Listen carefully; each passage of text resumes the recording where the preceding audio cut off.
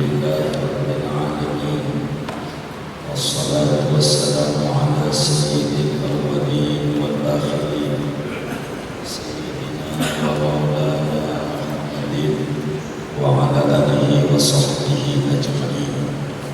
Halaman 7 yang terjemah. An Aisyah radhiyallahu anha qalat, diriwayatkan dari Sayyidatuna Aisyah radhiyallahu anha qalat, berkata Aisyah, kana Rasulullah sallallahu alaihi wasallam yaghsilul maniyya summa yakhruju ila sholati fi dhalika as-sawmi wa ana anzuru ila atharil ghasli fihi. Adalah Rasulullah sallallahu alaihi wasallam yaitu mencuci akan mani, pakaian yang kena mani, kemudian keluar Nabi menuju salat.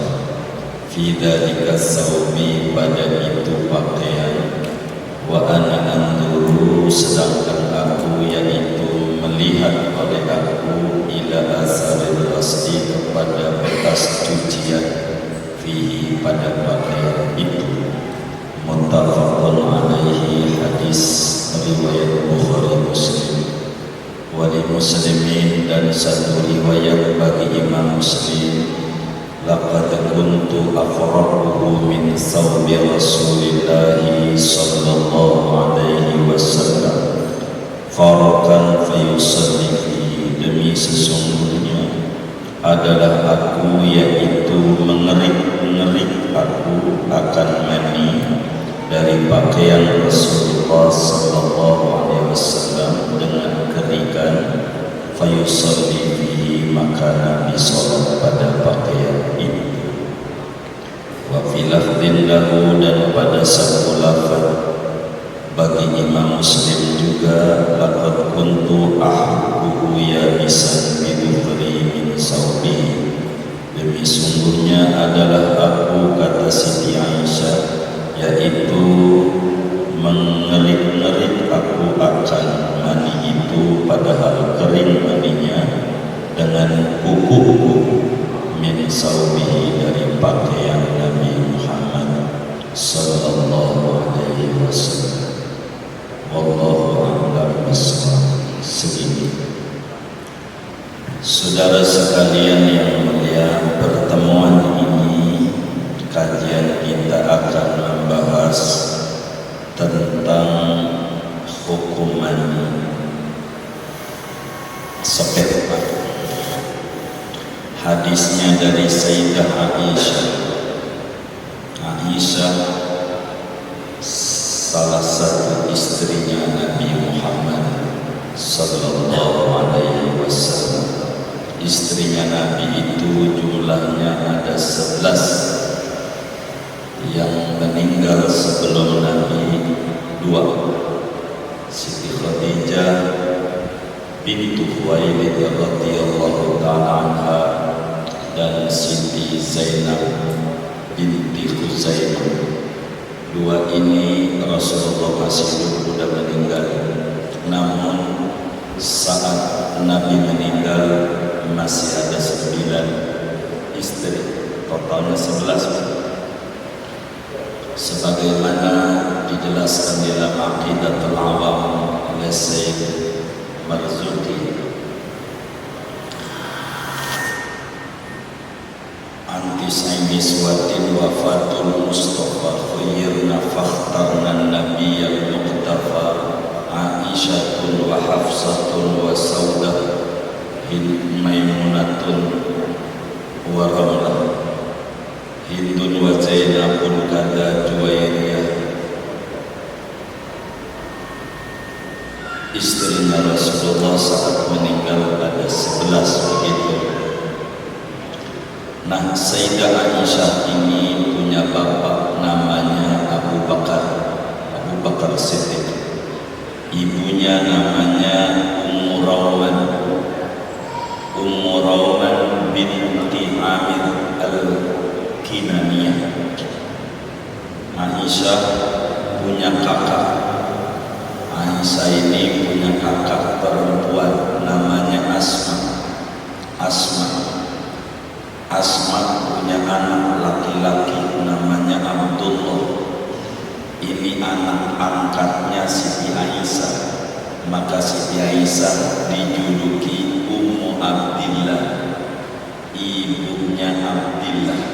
Jadi ibu apa itu namanya, ada emaknya Abdullah bin Zubair.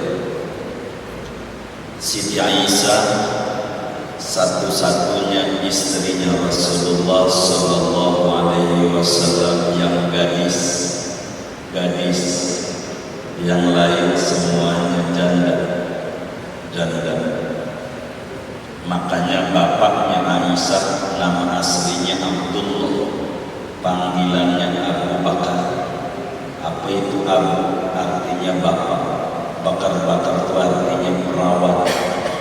Bapak yang anaknya perawat, anaknya istrinya Nabi yang perawat itu Siti Aisyah, Abu Bakar. Maka disebutlah Abu Bakar abahnya. Nah, Rasulullah SAW saat wafat Sayyidatuna Khadijah sedih luar biasa dengan kematian istri anaknya 6 dari Siti Khadijah ini. Nabi. Maka kemudian selang 2 tahun Rasulullah mimpi dinikahkan oleh Allah dengan perempuan dengan ciri-ciri begini, cantik ini. Maka ditanyakanlah pagi itu kepada sahabat, adakah perempuan yang cirinya begini? Oh, itu anaknya Abu Bakar. Aisyah umurnya 7 tahun. Maka disampaikanlah kepada Sayyidina Abu Bakar, Allah Subhanahu wa Ta'ala perintahkan aku untuk menikahi putrimu.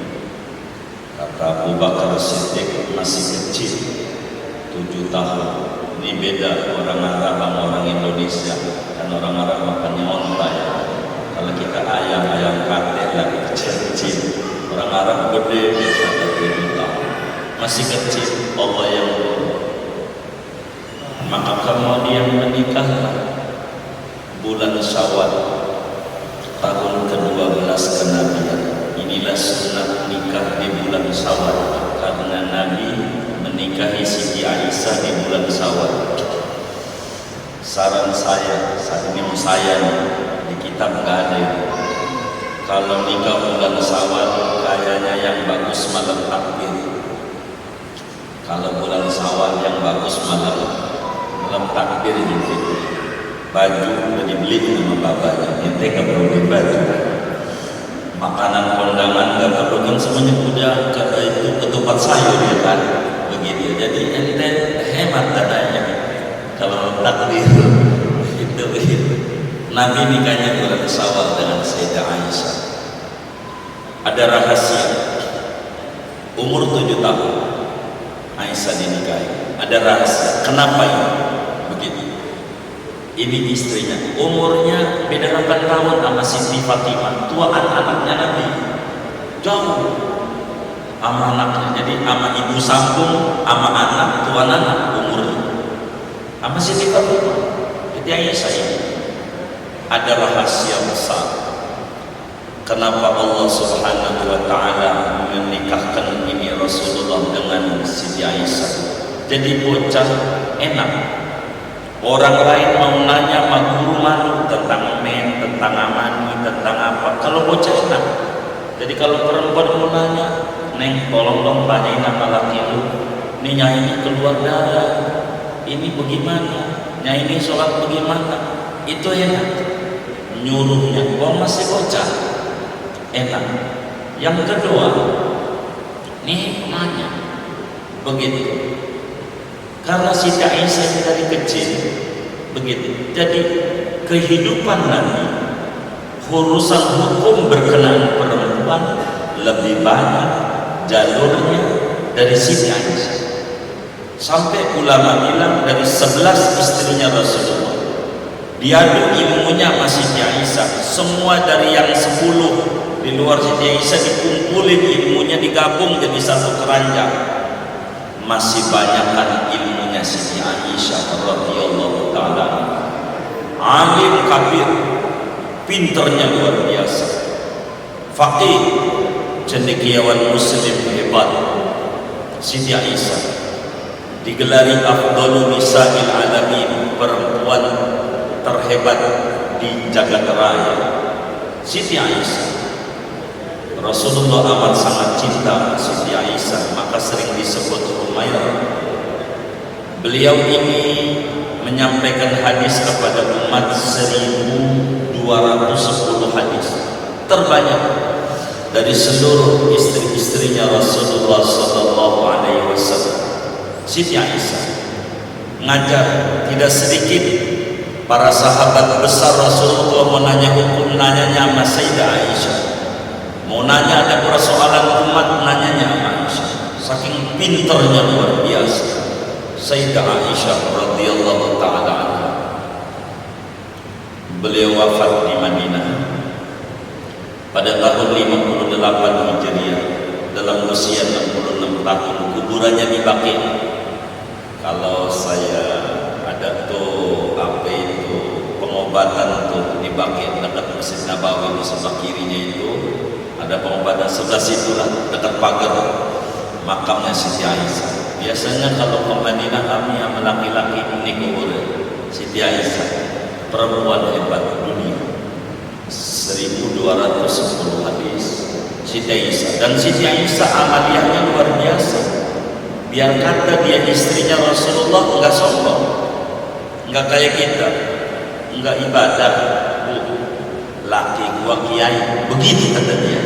Ini kagak, lakinya itu rajanya kiai Nabi Muhammad SAW. Tapi amalia Siti Aisyah dalam kesehariannya kanat sawwamatad dahr. Siti Aisyah itu saban hari puasa, kecuali Idul Fitri, Idul Adha, hari Tasyrik yang 3. Saban hari puasa. Istrinya Nabi begini. Lah kita istrinya Nabi bukan, anak Nabi bukan, cucu bukan, cicit bukan, malas banget ibadah. Ini Siti Aisyah ini. Kedua, kanat data karami wazuh. Siti Aisyah ini orang yang dermawan luar biasa. Pernah dibagi duit oleh Sayyidina Muawiyah banyak, bahasa kita ratusan juta, langsung panggil fakir miskin, bagi habis. Sampai ponakannya Abdullah bin Zubair enggak ngantongin, enggak usah, ada anak begitu, kayak begitu, kayak begitu. Amalia ini Siti Aisyah luar biasa. Sekelumit inilah kita menerangkan tentang manaqib Siti Aisyah. Kalau dipanjangin nanti ngajinya ini dokter, hadis kita nggak kebedah. Begitu Siti Aisyah ini luar biasa radhiyallahu ta'ala anha wa an abiha. Enggak punya anak sampai wafat, enggak stres. Kalau kita mau dulu telat doang 5 tahun belum punya anak, udah ngamuk-ngamuk. Ini Siti Aisyah hebat. Yang lakinya Nabi, ya Allah kalau nggak menghendaki nggak punya anak, biasa aja kayak begitu, nggak usah stres-stres, biasa aja begitu. Jadi nggak dibagi susu anaknya, nggak punya anak, takut stunting doang, nggak dibagi-bagi dia. Karena nggak punya anak, itu begitu. Siti Aisyah radhiyallahu dari 1210 hadis ini. Kana Rasulullah sallallahu alaihi wasallam yaghsilul maniyah. Kata Siti Aisyah, Rasulullah satu hari sarungnya kena mani, lalu dikucek-kucek, tahu dikucek-kucek, dicuci lempengan mani, Habis dicuci, dibersihin tuh mani sama Nabi, kemudian Nabi keluar ke masjid, sholat pakai sarung itu. Kata Siti Aisyah, satu nih habis, ini ada tiga nih habis. Dua, kata Siti Aisyah, Nabi sarungnya ada mani, lalu dikerik-kerik doang, digini-giniin doang nih, nggak pakai air, dikerik-kerik. Habis itu sama Siti Aisyah yang ngerik-ngerik, lalu dipakai sholat sama Nabi, pakai sholat sama Nabi. Yang ketiga, maninya kering, kata Siti Aisyah. Jadi saya kucek-kucek aja pakai kuku saya buangin dari sarungnya, lalu Nabi sholat pakai sarung itu. Oleh karena kita hadis hukum, ini kan hadis hukum, maka kita akan bedah hukum mani ini apa, suci apa najis, begitu. Coba lihat, yang pertama dicuci, yang kedua hadisnya enggak dicuci, dikucek, dikerik-kerik doang, pakai. Siti Aisyah juga yang berbicara tentang maninya Rasulullah SAW. Mani saudara atau sperma, ovomis kalau perempuan. Apa itu mani? Mani itu definisinya adalah cairan warnanya putih keruh, kental,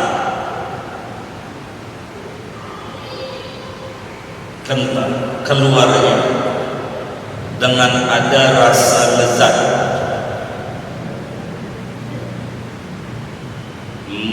muncul, atau kalau basah kayak adonan tepung, kalau kering kayak putih telur. Ini namanya mani. Di luar mani ini ada yang keluar daripada kemaluan kita, ada namanya kencing, itu maklum, kita udah paham. Ada lagi namanya madi. Apa itu madi? Kalau madi cairan warnanya keruh, encer, keluarnya bila syahwat itu rendah, bukan sutet. Kalau sutet tegangan ekstra tinggi, kalau ini rendah, namanya madi. Di luar madi ada wadi. Apa tuh wadi? Cairan putih kental, keluarnya setelah kencing, biasanya habis memikul beban berat, kerja capek kali, itu namanya wadi. Orang akan keluar wadi, tidak berbicara umur, biar kata 5 tahun umurnya, kalau dia dipaksa kerja oleh orang tuanya bisa aja keluar wadi.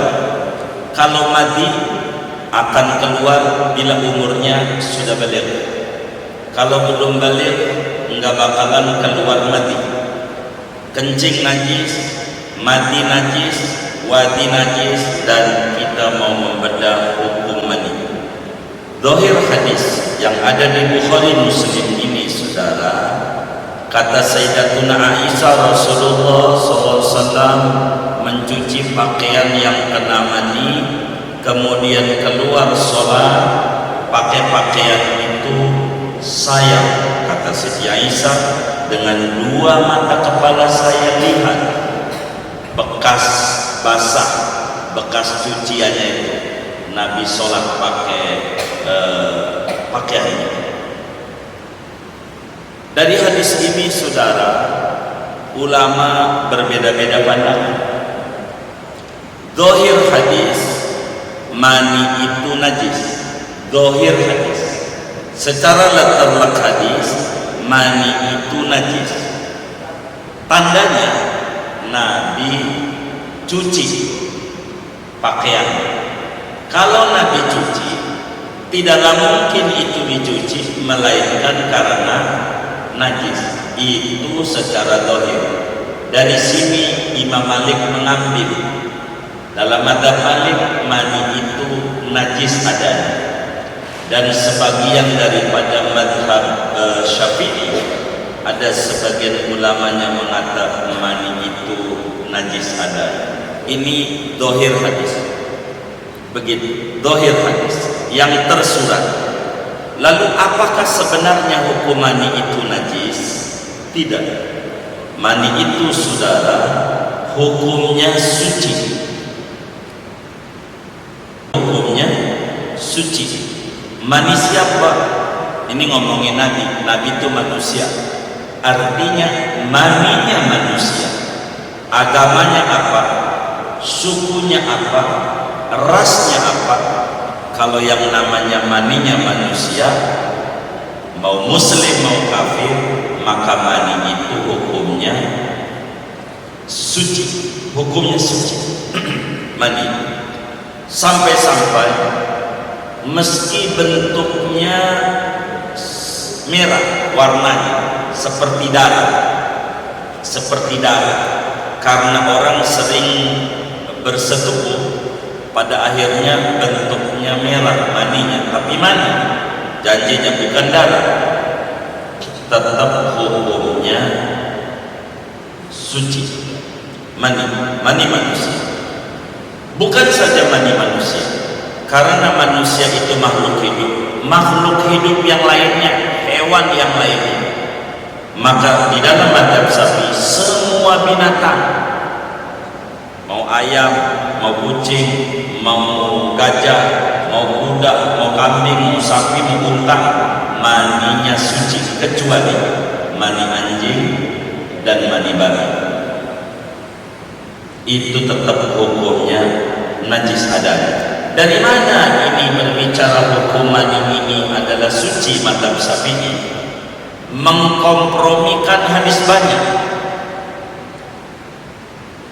Di antaranya ada hadis diriwayatkan oleh Imam Daraqutni di dalam sunannya, Sunan Daraqutni, Imamul Baihaqi di dalam Sunanul Baihaqi, su'ila Rasulullah sallallahu alaihi wasallam 'anil mani alladhi yusibu as-sawba.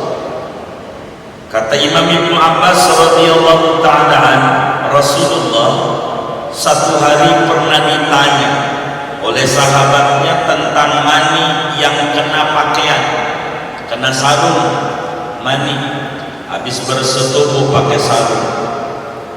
Begitu, lalu sarungnya kena mani. Nabi ditanya, lalu apa jawab Nabi? Innama huwa bimanzilatil mukhati awil busati. Sahabatku, mani itu enggak beda kayak ente beludah kena sarung, kayak ente ingusan kena sarung. Kalau sarung kita kena ingus, kita sholat, sah enggak? Sah. Berarti mani itu suci. Mani itu suci. Suci ada. Begitu. Karena kayak ingus. Lalu kenapa Nabi cuci dalam hadis Aisyah ini? Kan Siti Aisyah bilang Nabi mencuci pakaian yang kena mani bila mani itu suci. Ulama-ulama Syafi'i menjawab, mencuci itu bukan karena najis saja, tapi karena kebersihan dan higienis. Seringkali pakaian cuma kena keringat doang, pakai kerja, pulang dicuci juga, emang keringat najis? Kan tidak. Maka mencucinya Nabi bukan karena najis, tapi karena berbicara kebersihan saja. Sunnah hukumnya kalau pakaian kena mani dicuci, karena Nabi mencuci. Meski mani hukumnya adalah suci, mani hukumnya adalah suci.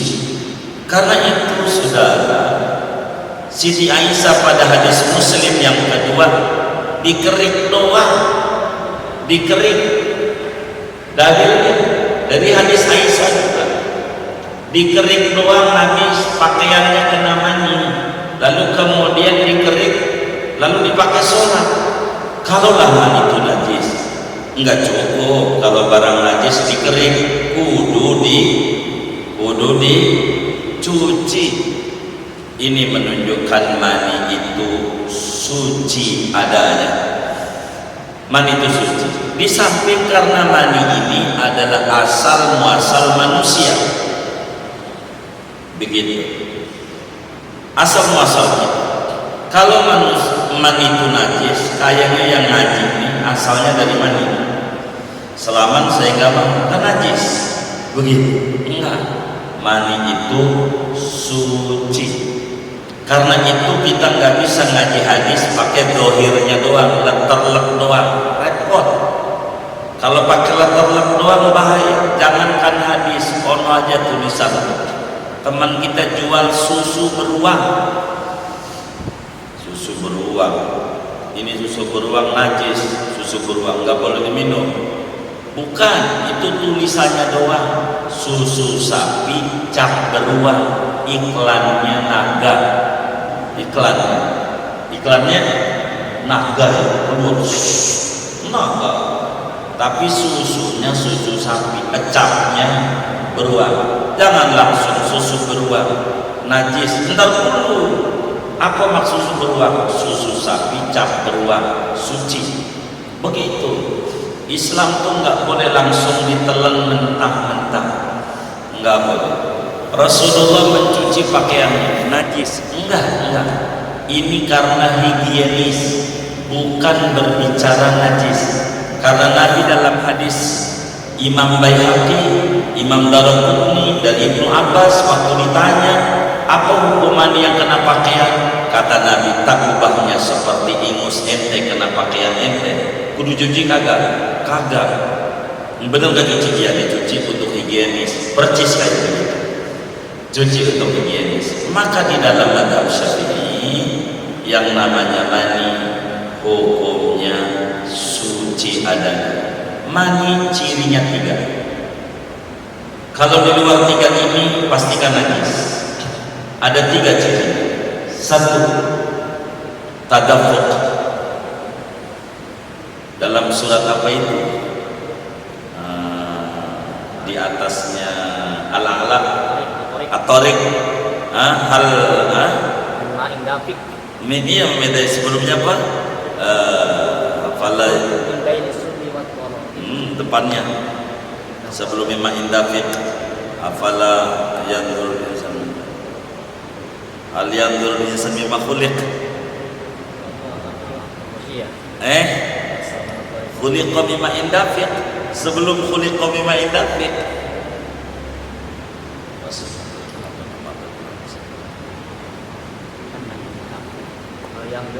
Falyanzuril insan mimma khuliq.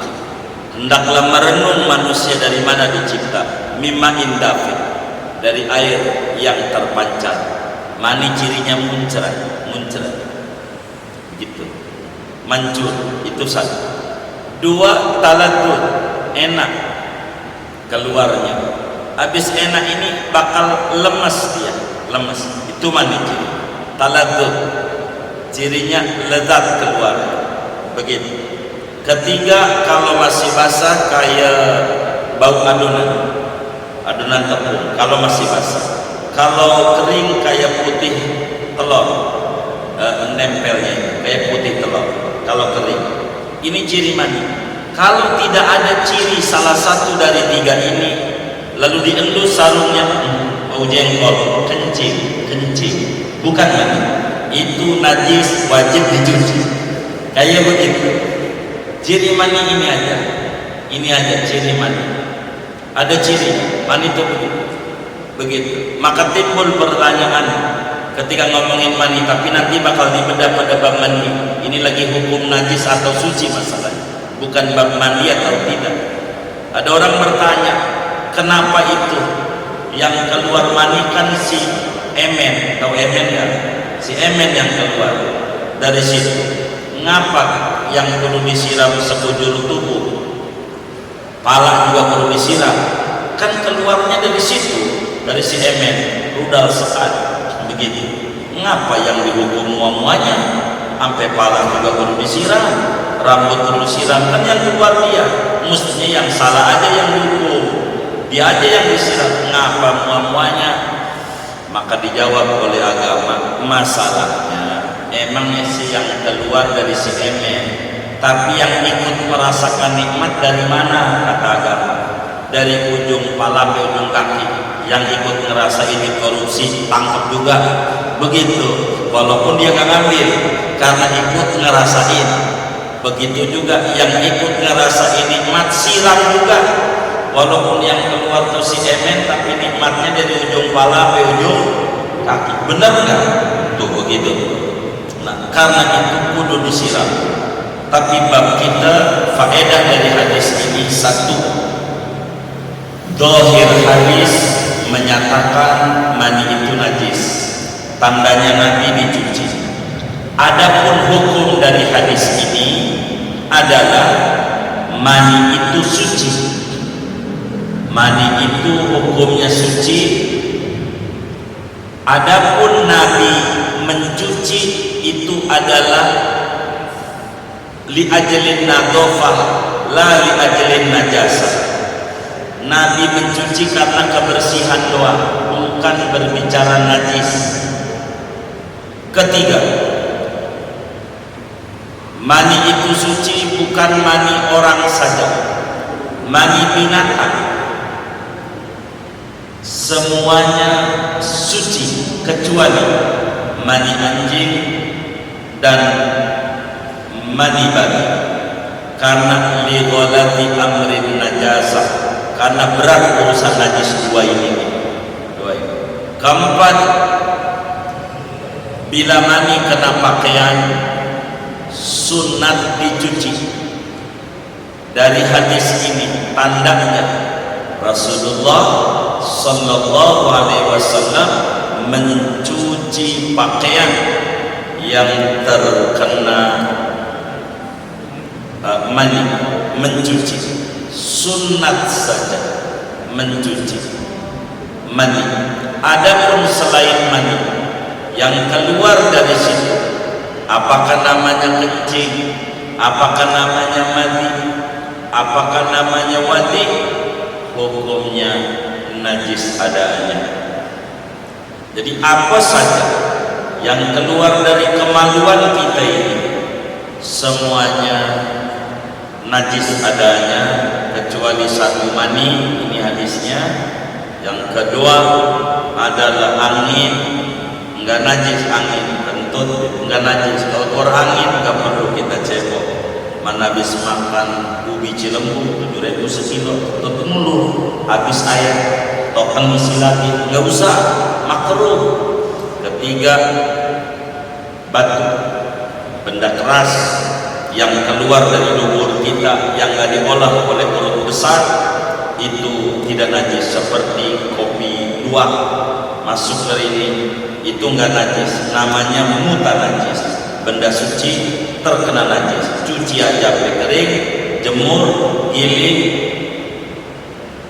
seduh, namanya kopi luwak, halal, boleh begitu karena keras. Kecuali batu yang asalnya dari kencing, disebutnya kencing batu, ini hukumnya najis ada. Dipasang di sini oleh Imam Ibnu Hajar Al-Asqalani dalam Bulughul Maram ini, saudara, dalam rangka menyampaikan tentang hukum bahwa mani itu secara dohir hadis najis, tapi maksud dicuci bukan karena najis, tapi karena kebersihan saja. Inilah di antara hal-hal yang kita bisa ambil daripada hadis kita ini. Imam Malik, Imam Abu Hanifah tetap menggunakan letak hadis. Mereka mengatakan mani itu najis adanya. Namun dijawab oleh ulama mazhab Syafi'i, ada hadis dari Ibnu Abbas, Nabi ditanya tentang mani, Nabi jawab takbahnya seperti ingus dan ludah. Artinya mani itu suci adanya, sebab asal kejadian manusia, dan manusia ini asal dari mani, manusia suci, masa maninya najis, dan itu adalah tidak masuk pada logika kita. Kemudian daripada itu, saudara, selain mani apa saja dari situ, madi, wadi, kencing, ini najis adanya. Kurang lebih yang kita bisa ambil dari kajian kita ini, waktu yang ada buat tanya jawab saja.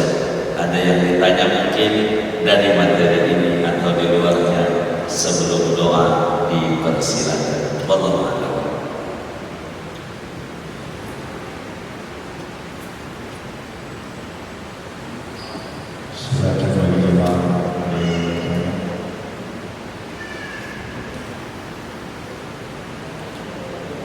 Sudah paham? Oh ya. Waalaikumsalam. Di luar konteks kajian itu bertanya masalah pengungsi Rohingya. Pengungsi Rohingya ini, bagaimana kita sebagai Muslim menyikapi pengungsi Rohingya saat ini, karena saat ini mereka kan ditolak